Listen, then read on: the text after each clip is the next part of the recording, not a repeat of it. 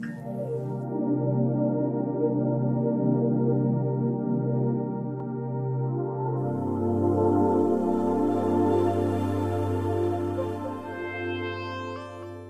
domaines d'activité du CERM, c'est essentiellement concentré sur le développement de nouveaux plastiques, de nouveaux matériaux polymères qui vont trouver application dans de très grands secteurs comme la construction, l'emballage, les applications énergétiques ou biomédicales.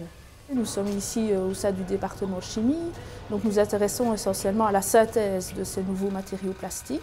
Notamment, on fait ce que l'on appelle de l'ingénierie macromoléculaire, donc où véritablement on taille sur mesure ces macromolécules, donc ces polymères, pour en contrôler les propriétés. À côté de ça, on essaye aussi de développer toute une série de méthodes de mise en œuvre plus respectueuses de l'environnement, notamment, par exemple, pour réaliser des mousses de ces matériaux plastiques à partir du CO2 supercritique. Nous pouvons mettre à disposition notre expertise dans le domaine de la synthèse de ces matériaux plastiques. Notamment, nous pouvons synthétiser sur mesure des précurseurs, voire des polymères.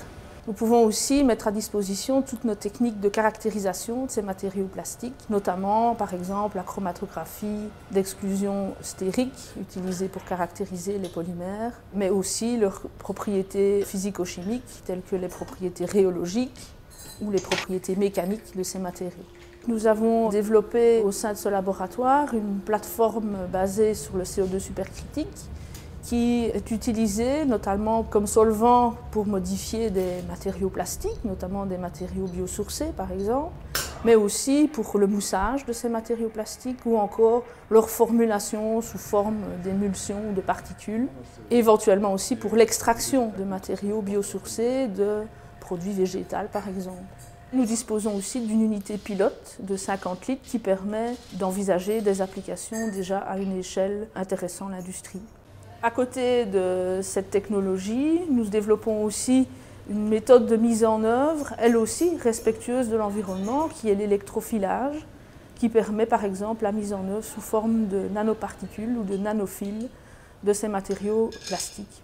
Notre laboratoire participe à de nombreux grands projets. Il y en a peut-être 3 que je mettrai particulièrement en évidence ici. Un premier projet qui est un projet FEDER, qui est le projet Sinoplis, dans lequel nous visons à développer des nouveaux matériaux plastiques à base de matières biosourcées.